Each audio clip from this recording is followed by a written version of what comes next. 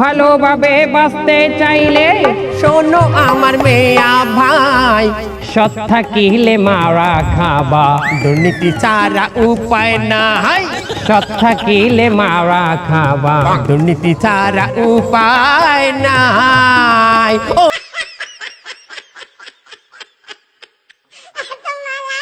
আসসালামু আলাইকুম। আমরা আপনাদের সঙ্গে একটা ভিডিও দেখব, আমরাও দেখব প্লাস আপনাদেরকে দেখাবো। ভিডিওটার নাম হচ্ছে দুর্নীতির ট্রেডিং সেন্টার। ভালোভাবে বাঁচতে চাইলে শোনো আমার মেয়া ভাই, সৎ থাকিলে মারা খাবা, দুর্নীতি ছাড়া উপায় নাই। সৎ থাকিলে মারা খাবা, দুর্নীতি ছাড়া উপায় নাই।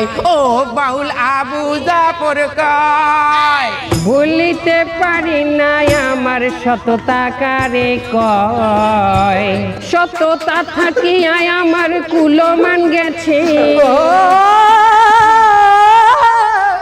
সততা থাকিয়া সৎ থাকিয়া জীবনে আমার কুলমান গেছে, আহ্বান মারছে হারামি সোনার বাংলায় দুর্নীতি আনছে। তাই তো এখন মামু বাইক না কোচিং খুলেছে, তাই তো এখন মামু বাইক না কোচিং খুলেছে। আপনি কি সৎভাবে জীবনযাপন করিয়া হতাশ? বছরের পর বছর সৎভাবে ইনকাম করিয়া একটা জমিও কিনতে পারেন নাই। যেখানে দেশের অধিকাংশ মানুষ 2 নাম্বারি করিয়া কোটিপতি হয়ে গেছে, সেখানে সৎভাবে থাকার কারণে আপনার নাম খয়রাতির লিস্টে। সুযোগ থাকা সত্ত্বেও দুর্নীতি করার মতো সৎ সাহস আমাদের মধ্যে নাই। চি চি চি চি চি চি। ছিঁড়ে নিচে আর নয় হতাশা, এবার হবে তামাশা। সৎ নিষ্ঠাবান গরিব ও ফকির মিসকিনদের জন্য আমরা খুলেছি দুর্নীতি ট্রেনিং সেন্টার। হ্যাঁ ভাই, ঠিকই শুনেছেন, দুর্নীতি ট্রেনিং সেন্টার। হই হই রই রই, দুর্নীতিবাজরা গেল কই? এবার নাই আসিলে বাড়িতে আগুন লাগাইয়া দেব হই আমার লুঙ্গিতে। হ্যাঁ ভাই, এক্ষুনি চলে আসুন আমাদের প্রচার মাইক লক্ষ্য করে। এই ম্যানেজার দাঁড়াও তো, মাইকি বলে কি? আর নয় ভারত, আর নয় পাকিস্তান, দুর্নীতির স্কুল হবে আপনারই জন্মস্থান। और नहीं इंडिया और ना পাকিস্তান, দুর্নীতি হোগা आपका जन्म स्थान। আমাদের সেবা সমূহ বাজার সিন্ডিকেট, কালো বাজারি, ব্যাংক লুট, ভূমি দখল, ওয়ারিশ ঠগানো, টাকা পাচার, নারী পাচার, কালো টাকাকে সাদা করা, সাদা টাকাকে কালো করা, শিক্ষা ও চিকিৎসা খাতের মেরুদণ্ডকে ভেঙে দেওয়া আরো টপ লেভেলের উন্নত মানের দুর্নীতি নিয়ে আমরা চলে এসেছি ফাগুন মাসের কাঁচা বাসে। দুর্নীতি পুরো বাংলাদেশে সর্ব জায়গায় ছড়িয়ে গেছে আ আ উ। ট্রেনিং সেন্টার খুলেছি, আই কু কু কু কু কু কু কু। আর ট্রেনিং সেন্টার খুলেছি মারা কু কু কু কু। আনা হিডেলে মান্ডালা মান্ডালায় আন্ডালা আন্ডালায় খান্ডালা খান্ডালা মানিকা মানগা হিতে। আরে মাঙ্গের পুতে, কি কইলি ভাইয়া? কিছু না বলছি কি ভাই, আপনি তো তামিল মুভি দেখতে দেখতে আপনার ভাষাও তামিল হয়ে গেছে, আমি তো তামিল বুঝি না। তো ভাইয়া তুই এটা বুঝাই কবি না ভাইয়া? আমার নিজের কাছে মনে হইতেছে কি এই রাজনীতিতে দুর্নীতিটা কম হয়ে যাইতেছে, আর একটু বাড়াইও করলে মনে হয় ভালো হইতে। তো বস, আমি যেটা ভাবতেছি আপনি কি সেটাই ভাবতেছেন? হয় বেটা ল, ওই কোচিং সেন্টারে ল চল। দুর্নীতিরও বলে ট্রেনিং দেবে, এটা কি মানা যায়? অবশ্যই মানা যায়, কেন মানা যাইবে না? মানে কি তোমার মতো সততা দেখাই হাঙ্গা জনম খরাতি থাকবে না? তোমারে আমি কি কিনে দিইনি বলো তো? কি কিনে দিচ্ছ তুমি? তুমি একটা ভালো শাড়ি কিনে দিচ্ছ? ভালো শাড়ি তো দূরে দূরের কথা একটা ভালো ছায়াও তো কিনে দেখাইতে পারো না। তুমি কি রাস্তাঘাটে সব দেখাই দিবা নাকি মানুষের? বেটা তুই আরো কল্পনা করবি ওই কামাইলের পর সুন্দর সুন্দর ছায়া পড়বে, আমি গড়তে আছি আর তুই গান গাবি। কারে ছায়া পড়েছে মনেরও আয়নাতে, সে কি তুমি নও ও বউ তুমি নও। তুই ওই যাইয়া ওই দুর্নীতি শিখবি, আই জইতে ওই কোচিং এ ভর্তি হবি। এই দুর্নীতির জন্য এরা শিক্ষা দেবে কোচিং সেন্টার খুলেছে। দেখো শোনো কি বলে। না, এগুলো কোনোভাবেই ভাবা যায় না। আমি এই 30 বছর চাকরি করতেছি, আমি কোনোদিন দুর্নীতি করিনি, সততা ও নিষ্ঠার সাথে চাকরি করেছি। আর আগামী আর 5 বছর আমার চাকরি আছে, এটা আমার দ্বারা কোনোদিন সম্ভব না। এই যে আমি আজকে একটা ব্যাংকে 5 বছর ধরে চাকরি করি, সততার সাথে চাকরি করি বলে আমার এই পদোন্নতি দিয়ে আমার ম্যানেজার বানাইছে। আমি যদি দুর্নীতিই করতাম তাহলে আমি কি এই পর্যন্ত আসতে পারতাম? এটা কোনোভাবে মেনে নেওয়া যায় না। না না না, ভাবাই যায় না।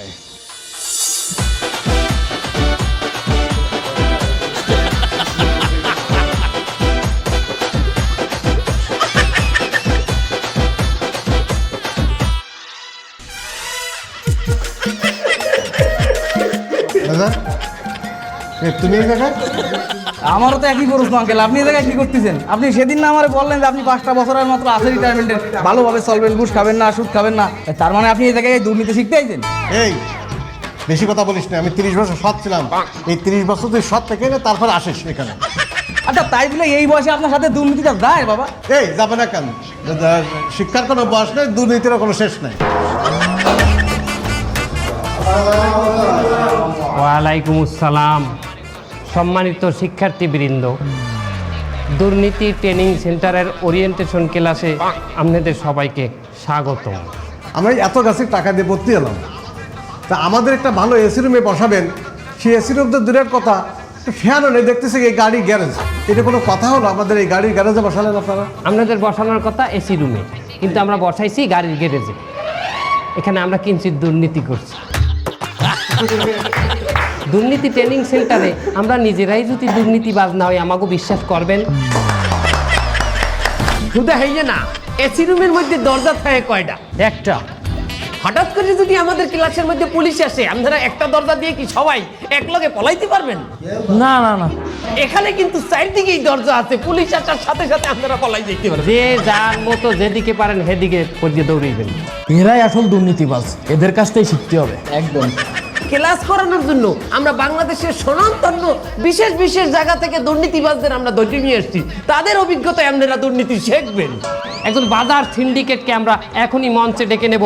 62 বছর ধরে দুর্নীতি করে আসতেছেন এমন একজন, যিনি বাজার সিন্ডিকেট, কালো বাজারি, কালো টাকা পাচার, শেয়ার বাজারের ধস নামানোর কারিগর, সব কিছুতে সে পারদর্শী। তাকে আমরা মঞ্চে ডেকে নেব। আমাদের প্রিয় sir Joynal S Rahman. Sir, আপনাকে মঞ্চে আসার জন্য আবেদন করছি।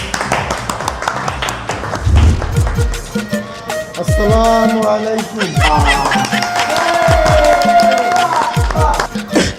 এখন থেকে আমি তোমাদের ক্লাস নেব, তোমাদেরকে শিখাবো কিভাবে বাজার সিন্ডিকেটের ঐতিহ্য ধরে রাখা যায়।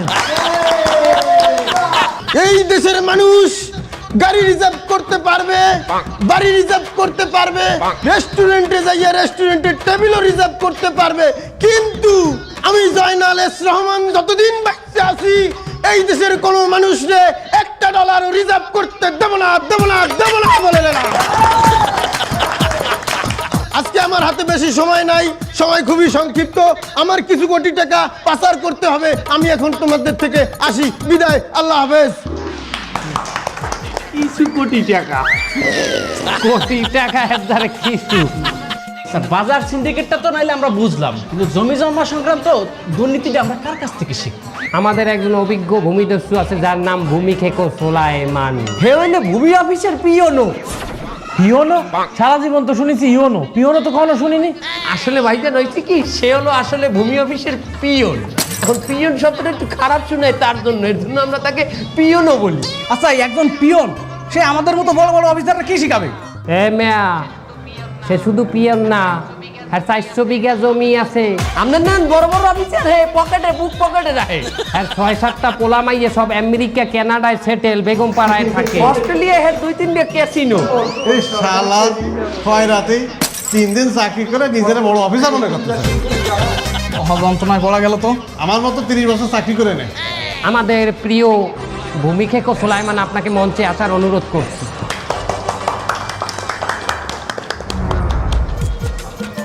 আমাদের পক্ষে আর কত বিঘা জমি আছে, আর সবার জমিতে মিউটেশন আছে, না থাকলে আমার সাথে যোগাযোগ করবে। খাস জমিও আমরা ব্যক্তি মালিকানাধীন করে দিতে পারি, কোনো সমস্যা নাই। প্রিয় ভাইয়েরা, খাস জমি দখল করায় আমি তিনবার স্বর্ণ পদক পেয়েছেন। স্বর্ণপদক না আটক হয়েছি, আটক হয়েছে। কিন্তু আমার এই আটক করে আজ পর্যন্ত কোনো জেল থানায় রাখতে পারে নাই, কারণ বিগত কয়েকদিন আগে আমার এই এক জেলে আটক করছিলে, আমি সেই জেল সহ জমি একজনের নামে রেজিস্ট্রি করে দিচ্ছি। তো আল্লাহ হাফিজ, দেখা হবে। আগুন জ্বালো, তুমি কে সুলাইমান, আগুন জ্বালো। আনা হিডলে মান্ডালা মান্ডালে আন্ডালা আন্ডালাই খান্ডালা খান্ডালা মানিকে মানকে হিদে। আরে মাঙ্গের পুতে, এ কি কইলি ভাইয়া? বলছি কি বস, এরা তো তামিল ভাষা বোঝে না, একটু বাংলা বুঝাই কইলে একটু ভালো হয়। শোনা বস আমার, স্যার আমি 5 বছর কমিশনার ছিলাম, তো সামনে যে কমিশনার হবো এরকম কোনো সম্ভাবনা নাই, কিন্তু আমি অনেক টাকা কামাইছি। এই টাকাগুলো আমি দেশে রাখতে চাচ্ছি না, বিদেশে পাঠাই দিতে চাচ্ছি। কিন্তু এখন ওই দুদুকে আমার খুঁজ দিছে, যদি আমার পায় এই টাকাটা তো আমার খাইয়েই গেলাম। এর আগে আমার একটা ব্যবস্থা করে দিতেন স্যার, নাহলে আমি কিন্তু বাঁচবো না স্যার। কোনো টেনশন করবেন না, আমাদের অভিজ্ঞ টাকা পাচারকারী দুর্নীতিবাজ শিক্ষকের দ্বারা আপনার ক্লাস আমরা নেব। আমাদের দুর্নীতি ট্রেনিং সেন্টারের ক্লাস আজ এই পর্যন্তই সমাপ্ত। পরের ক্লাসে গুরুত্ব সহকারে আপনাদের সাথে আমাদের দেখা হইতে যাচ্ছে। সবাই সেই পর্যন্ত ভালো থাকবেন, আল্লাহ হাফেজ। ভাইগনা, আমাকে দুর্নীতি ট্রেনিং সেন্টার যদি এই ফিলে চলতে থাকে, আমরা শুনতে থাকি। বাবু আমি দেখতে আছি, গেটে কেটে আইছি।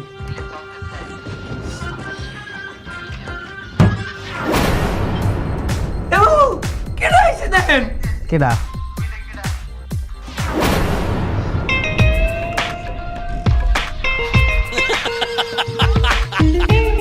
আসসালামু আলাইকুম স্যার। ডরাইয়েন না, আমি আপনাকে অ্যারেস্ট করতে আইনি। আপনাকে এই দুর্নীতি ট্রেনিং সেন্টারে ছাত্র হইতে এসেছি।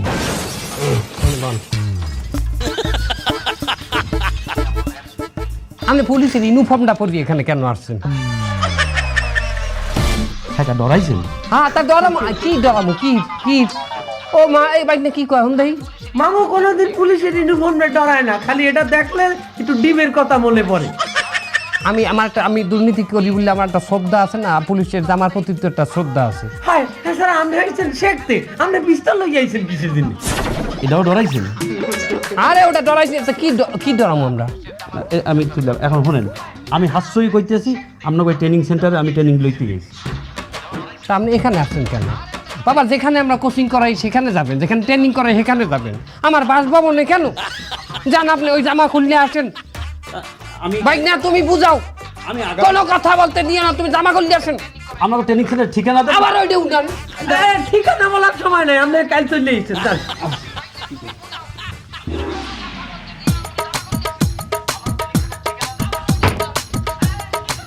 স্যার তুই দরজা খুললি কেন? তখন কি হবো আমি কি জানি, বিয়ের বাইরে খারাই রয়েছে। এখন ই খোঁজ দইবে কি মামু? ঘর খোঁজ দইবে, ঘর রাখা যাইবে না, রাইতের মধ্যে পাল্টাইতে হবে। পুলিশ এসেছে ঘর, ঘর পাল্টাম না, পুলিশে চিনিয়ে লাইছে আমার ঘর। পুলিশ যায় না। তুই আগে কবি নয়নি খারাই দিয়েছে। স্যার আমরা 5 ভাই বোন, আমি একটাই ভাই। আমি চাই ওয়ারিশ ঠকাইয়া আমার বাপের সম্পত্তি আমি একলাই খাই। তা তোমার বাপ বাচ্চা থাকতে তো তুমি তোমার ভাইয়ের সম্পত্তি খাইতে পারবা না। স্যার ও যদি আপনি কন, ও বাপরে একটু আগে খাবো। বাহ, তোমার তো বাবা অনেক খিদা, আল্লাহ বাঁচাইছে আমারে, আল্লাহ কোনো পোলা দেয় নাই। যাই হোক, শোনো, তুমি সর্বপ্রথম করবা কি, তোমার বাইরে রেস্টে পাঠাবা। তোমার বাইরে কবা যে বাবা তুমি এখন রেস্ট করো, তুমি জীবনে অনেক কষ্ট করছো, এখন ছয় সম্পত্তি আমি দেখাশোনা করবো, আল্লাহ দিয়ে আমি করবো, যত কাম আছে যত ব্যবসা আছে সব আমি দেখাশোনা করবো। এইটা কই গিয়া তোমার বাইরের যত সম্পত্তি আছে এটা তোমার নামে পাওয়ার অফ অ্যাটর্নি করে নেবা, বুঝছো? পাওয়ার অফ অ্যাটর্নি করে যে কাগজপত্র হয় ওই কাগজপত্র তুমি আমার দ্বারা নিয়ে আসবা, আমি সিস্টেমে সব তোমার নামে লিখে দেবো। কোনো সমস্যা আছে? স্যার আর কি সমস্যা থাকবে? যার বাপ নাই বোন নাই তার আর কি সমস্যা? আমি মসজিদ কমিটির নতুন সভাপতি হয়েছি। আপনি কি চাই? আমার আগে যে এই মসজিদের সভাপতি ছেলে সে ব্যাপক টাকা কামাইছে, আমিও হেলনান টাকা কামাই চাই, সেই আপনি পরামর্শ দেবেন। আপনার মসজিদ কয়তলা? একতলা আছে কোনো রকম, এইটার আপনি 3 তলা বানাই দেন। থাকি বলে সম্ভব। জুম্মার নামাজের পরে মসজিদের বয়ান শেষে আপনি সভাপতি হিসেবে কথা বলবেন যে আমাদের মসজিদের লোক ধরে না, এই মসজিদ 3 তলা করা লাগবে, 2 কোটি টাকা লাগবে। এলাকার মানুষ এত টাকা কি দেবে? এলাকার মানুষ আগে দেবে কেন? আগে আমনে টাকা দেবে। এলে আমি এখানে কি টাকা বেঁচে আইছি? আমি এখানে কি কামাইছি? এই নিয়ে আপনার বুদ্ধি শর্ট। আপনি বলবেন 2 কোটি টাকা লাগবে মসজিদের সভাপতি হিসেবে, আমি আল্লাহর রাস্তায় 20 লাখ দিলাম। এই কথা বললে আপনি 20 লাখের শিকার যাইবেন। তারপরে দেখবেন আপনার উপরে বিশ্বাস করে টপাটপ টাকা আইতে। হাতে মানুষ যখন আমার কাছে 2 কোটি টাকার হিসাব চাইবে তখন মুই হল কি? সভাপতিত্ব সাইডে দেবেন আর একটার উপর চাপাই দেবেন, হিসাবে অর্ডার দিয়ে মানুষ নেবে। ও বুঝছি, আপনার মাথায় আসলে বেরেল কাছে আপনি আমার টিচার ক্লাসে কি আবার আমি? ডাক্তার সাহেব আমার তো 3 দিন ধরে জ্বর। 3 দিন ধরে জ্বর না? তাহলে তো 2 ওষুধ লিখে দিলেই হবে না। এটা কোনো কথা? তোমার দুর্নীতি ক্লাসে কি শিখাইছি আমি? আমি মনে হয় কিছুই শিখাইতে পারিনি, আমি ব্যর্থ। না হলে তোমার কল্পনায় আওয়া লাগে আমার। বস আপনি আরেকবার একটু বলে দেন। রোগ যত ছোটই হোক টেস্ট দেবা গাতাই। তা ছোট রোগে বেশি টেস্ট দিলে সেটা বেশি বেশি হয়ে যায় না? কেমনে বেশি হয় বাবা? টেস্ট যদি বেশি না দাও ডায়াগনস্টিক সেন্টার আলাদা তোমার টাকাটা দেবে কি দেখি? আর এখন বড় লোক হইতে গেলে একটা জায়গায় লাথি মারলে খুব দ্রুত বড় লোক হওয়া যায়, সেটা হইলো গরিবের পেটে লাথি। কোথায় লাথি? গরিবের পেটে লাথি। ওর যাই হোক টেস্ট গাদাই দেয়। আচ্ছা ঠিক আছে।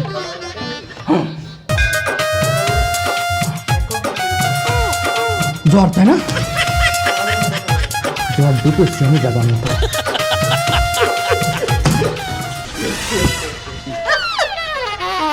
এই টেস্টগুলো করাই নিয়ে আসছেন।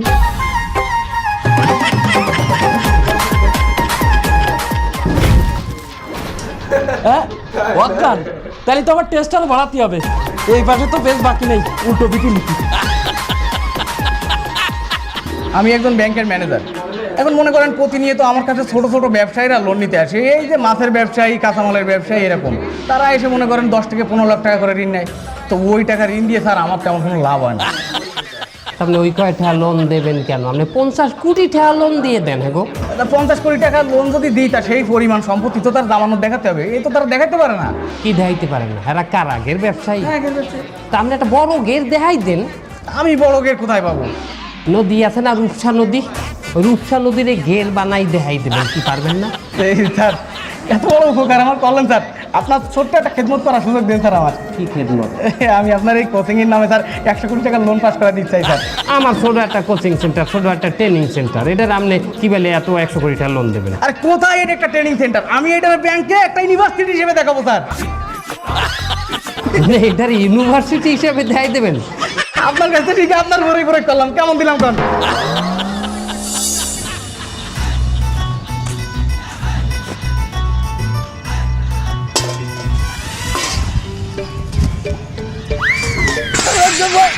তুই মুখটা উজ্জ্বল লিখা যাইছো কম মিডিয়া তুই তার কিছু না কর।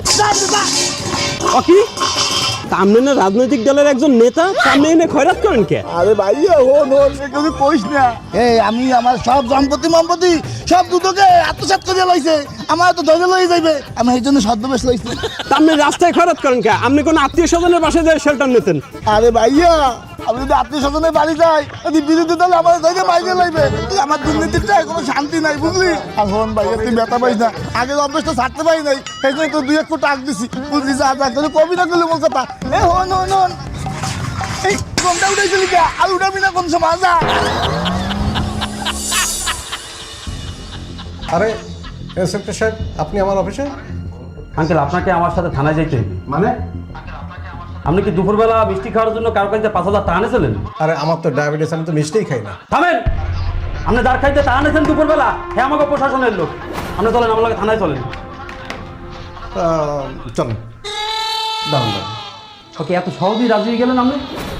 না আমি রাজি না হয়তো উপায় নাই, আমি তো আসলে ঘুষ খাইছি। তবে আমি একটা কথা বলি, যারা ওই যে সারা জীবন দুর্নীতি করে ঘুষ খেয়ে বুড়োর পাশে ঠাউরায়, আমি বলবো আপনারা এই কাজ করেন না, এতে শান্তি নাই। এই যে দেখেন, আমি সারা বছর সততার সঙ্গে চাকরি করে 2 দিন মাত্র ঘুষ খাইছি, আমি ধরা খেয়ে গেছি, আমার সব শেষ। আজকে ডাক্তার হয়ে দুর্নীতি করে লক্ষ লক্ষ টাকা ইনকাম করতেছি। কে খাবে এই টাকা, কারে খাওয়াবো? নিজের শরীরে এত বড় একটা রোগ নিয়ে আমি ঘুরতেছি, কিন্তু কোনো ট্রিটমেন্ট। এই ভিডিওর মাধ্যমে এটাই বোঝানো হয়েছে যে দুর্নীতি করে শান্তি নাই, মানে আসলে হারাম টাকার কোনো বরকত নাই। তো ভালো থাকবেন সবাই, দেখা হবে আগামী নেক্সট কোনো ভিডিও নিয়ে। সেই পর্যন্ত আমাদের সঙ্গেই থাকবেন এবং ভিডিওটা শেয়ার করে সবার মাঝে ছেড়ে দেবেন। খোদা হাফেজ, গুড বাই।